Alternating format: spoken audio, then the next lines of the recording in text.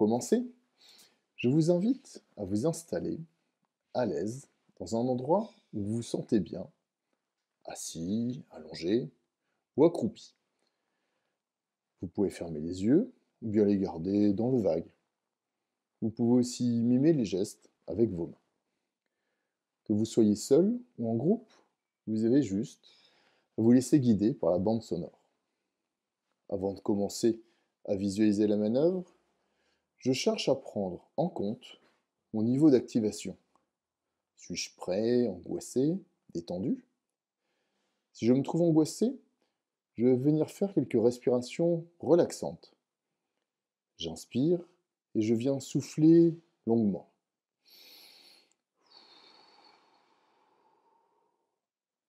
Je viens répéter cette phase respiratoire 3 ou 4 fois. Si au contraire, je me sens détendu, je vais faire quelques respirations dynamisantes, où je vais venir inspirer pendant 3 secondes, puis venir cracher mon air d'un seul coup. Je peux répéter ces respirations 3 ou 4 fois.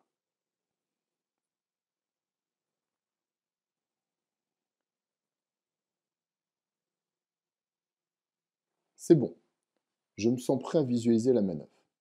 Je peux l'imaginer d'un point de vue extérieur, comme si j'étais spectateur de l'action, ou si je le souhaite, adopter un point de vue à la première personne. Top! J'arrive aux abords de la victime avec mon chef d'équipe. Celle-ci est inconsciente. Mon chef la met en PLS et m'annonce le sauvetage de la victime au moyen du lot de sauvetage.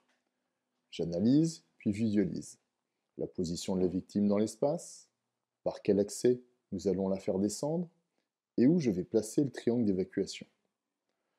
Confiant, mon chef d'équipe me tend le triangle dans lequel je vais venir installer la victime. Je place le triangle sur le sol, dos à la victime, au plus proche d'elle. Je vérifie le bon placement de mes bretelles rouges vers le haut, en me remémorant rouge-gorge. Puis, je contrôle l'absence de vrille. Une fois contrôlé, je replace la victime sur le dos, au-dessus du harnais. Je commence à placer ses bras dans les sangles rouges, d'abord le bras droit, puis fais le pré-serrage de la sangle, puis je place le bras gauche et fais également un pré-serrage. Ensuite, je passe aux 3 points de fixation au centre de la victime. Celle qui passe entre ses jambes, puis une de chaque côté de son buste. Et j'équilibre. Je choisis le bon réglage en fonction de la corpulence de la victime, puis je saisis l'extrémité de la corde où se trouve le MVA et viens verrouiller le tout. Je vérifie que mon mousqueton soit bien verrouillé. Pour assurer le serrage du triangle d'évacuation, je viens asseoir ma victime,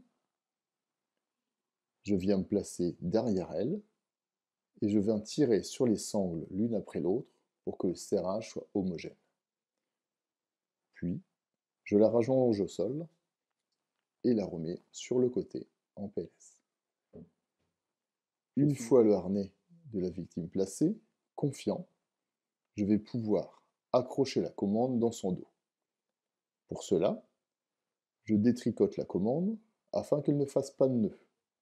Puis, je saisis le mousqueton de ma commande, l'accroche sur la plaque dorsale et contrôle qu'il est bien fermé.